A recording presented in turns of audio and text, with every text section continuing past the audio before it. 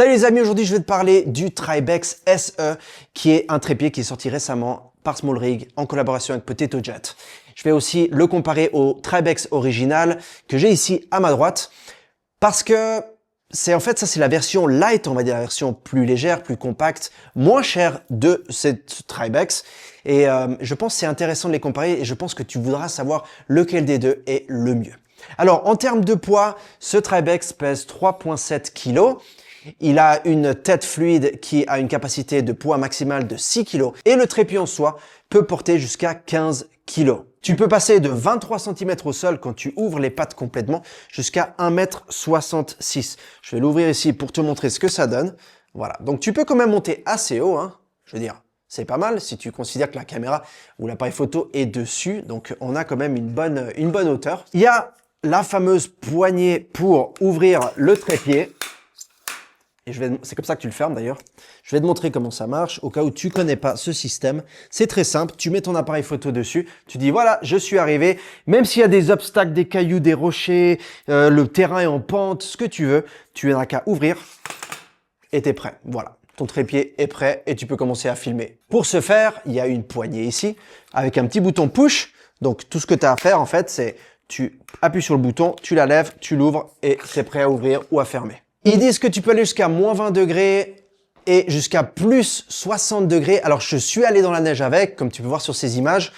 Il a tenu le coup, hein, il n'y a pas eu de souci, mais je connais pas beaucoup de trépieds qui ne tiennent pas le coup avec un peu de neige. Je suis pas allé à moins 20 degrés, je suis pas allé à plus 60 degrés. Donc, je sais pas si ça va tenir le coup à ces températures, mais Small Rig dit que tu peux le faire. Si tu utilises un stabilisateur, un gimbal, comme par exemple le RS3, RS4 de DJI, ou que tu utilises des plateaux interchangeables Manfrotto, tu vas pouvoir les utiliser les deux sur ce trépied. Ce qui fait que si par exemple tu veux passer du gimbal, du stabilisateur à ton trépied, tu pourras le faire sans devoir à chaque fois enlever le plateau sous ton appareil photo ou la caméra que tu es en train d'utiliser. Ça c'est quelque chose je trouve de très pratique. Le design, tu remarqueras qu'il est un peu plus joli que celui-là. Je dis bien il est un peu plus joli parce qu'à la fin c'est ça le truc, c'est la beauté, l'esthétique du design. Mais la seule raison pour ça, c'est pas que la beauté, c'est aussi parce que ça évite que ça glisse trop. Tu vois, ça lui donne un côté un peu plus rugueux pour pas que ça glisse dans les mains, mais aussi ça évite que tu te gèles les doigts quand il fait trop froid dehors parce qu'il y a moins de métal, il y a plus de sorte de caoutchouc, alors que là c'était que du métal, donc tu touches ça et tu te les gèles, surtout si tu as les mains qui n'ont pas de gants. Bon, maintenant qu'on a parlé du trépied et des côtés spécifiques, parlons des différences entre ces deux, et il y en a quand même quelques-unes. La première, c'est qu'il n'y a pas d'ajustement de contrebalance, alors qu'ici, il y en avait une. Donc si tu prends le Tribex original, sur ce côté-là, il y avait un système, on va dire, de contrebalance. Alors, le 1, c'était pour les appareils très légers, par exemple un Sony ZV-E1, A7S3, quelque chose de léger, avec un petit appareil, un petit objectif. Et là, en fait, ça te faisait directement une contrebalance qui marchait bien. Et pour moi, ça marchait super bien, jamais eu de souci. Le deuxième, c'est quelque chose d'un peu plus lourd. Et le troisième, tu l'auras deviné, c'est un setup avec un bon rig bien lourd. Ça, il n'y a plus ici. Maintenant, ça, tu peux le déverrouiller ou le verrouiller. C'est tout. Et si tu regardes, quand je tilte comme ça, l'appareil va continuer à remonter en fait tout seul. Il reste pas en position. Peu importe combien j'essaie de le centrer, le centre de gravité, tout ce que tu veux, tu fais ça, le truc qui remonte, tu fais ça, et c'est pareil, il va remonter tout seul. Donc il reste jamais là où il faut, parce qu'il n'y a pas de contrebalance. Le deuxième point, d'ailleurs pendant qu'on parle, l'appareil, mon SL3S, il continue à bouger tout seul, ce qui est assez pénible. Bref. Le prochain point, c'est le fait qu'il n'y a pas de micro-ajustement dans le tilt et le pan. C'est-à-dire ça là. Il faut qu'il y ait la possibilité de mettre de la résistance. Tu vois, comme j'ai ici, quand je tourne, j'ai de la résistance. Si je mets sur moins, il y aura moins de résistance. Ce qui veut dire que maintenant, regarde, ça là.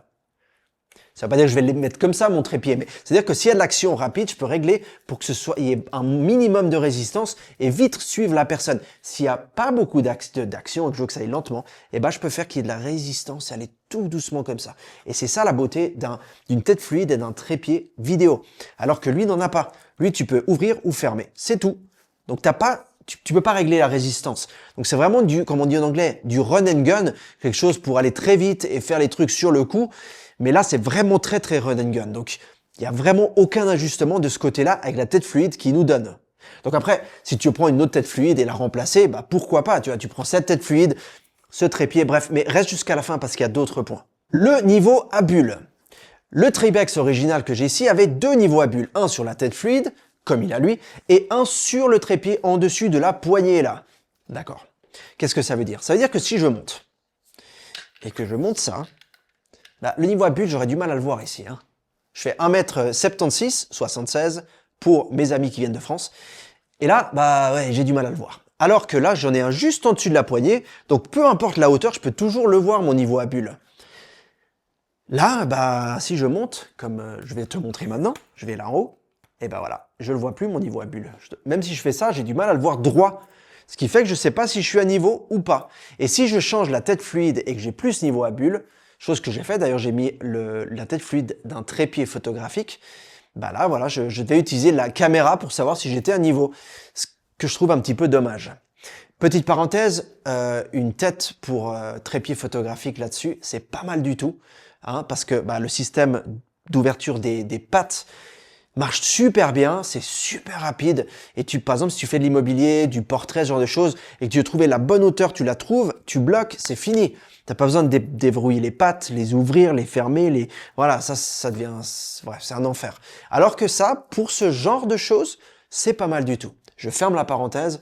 Et si peut-être Small Rig regarde cette vidéo, ce serait cool qu'il pense à faire un trépied avec ce système, mais pour de la photographie, que ce soit dédié à de la photo. Le dernier point, mes chers amis, c'est la stabilité du trépied. C'est un trépied vidéo. C'est un trépied où on devrait pouvoir l'utiliser pour de la vidéo. Donc lui, si je fais ça, il y a un petit peu de jeu, ça bouge un peu, mais c'est pas extravagant. Lui, à peine je fais ça, il y a tout qui bouge. Donc comme tu vois dans les images que je te montre maintenant, quand je fais ça, tout le trépied branle en fait. Tout bouge. Alors, je me suis dit, je vais essayer avec un sac à sable. Hein, et puis même comme ça, bah, ça change rien. Il y a tout qui bouge. Vraiment, la tête du trépied, on dirait qu'elle va tomber. On dirait qu'elle va foutre le camp. Alors ça, évidemment, bah, pour un trépied vidéo qui n'a pas de règle on peut pas régler avec précision la résistance, bah en fait, dès qu'on fera un mouvement de trop, ça va faire des secousses. On va le voir sur la vidéo. C'est inévitable. Lui, en fait, lui, ça va. Pourquoi aussi? Parce que bah, lui, il a des pattes, en fait, c'est un petit point de caoutchouc, alors que ce Tribex original avait des pattes plus larges. Et en fait, elles ont un meilleur contact avec le sol, et c'est de là que vient, en fait, cette stabilité additionnelle que ce trépied offre par rapport à celui-ci. D'où le fait que je dis que si c'était un trépied pour la photo, ça serait probablement mieux que l'utiliser pour de la vidéo. Voilà, j'espère que ça t'a donné une petite idée de ce que ce Tribex SE vaut. Personnellement, j'adore ce qu'ils sont en train de faire. Là, Small Rig, ils font des trucs, des produits géniaux, c'est facile à fermer, à ouvrir. Et je pense qu'il y a vraiment ce côté design et praticité qui sont là. Ils sont là, il n'y a rien à dire. C'est le trépied le plus rapide au monde. Tu vois, c'est très rapide.